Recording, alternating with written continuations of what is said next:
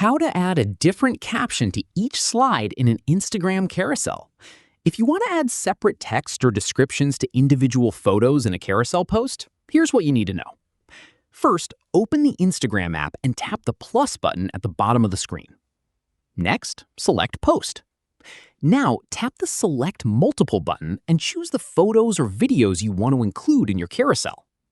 After selecting your media, tap Next.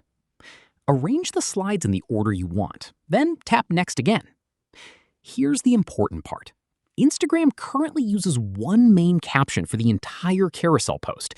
You can't add a completely separate post caption to each individual slide.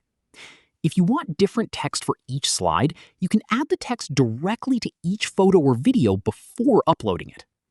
You can also use Instagram's editing tools, when available, to add text or stickers to individual slides.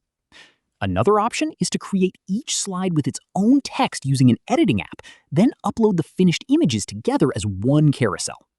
And that's it. Instagram currently doesn't provide separate captions for each carousel slide, but you can add unique text directly to each slide before posting. If you found this tutorial helpful, make sure to like the video and subscribe for more Instagram tutorials. And I'll see you in the next one.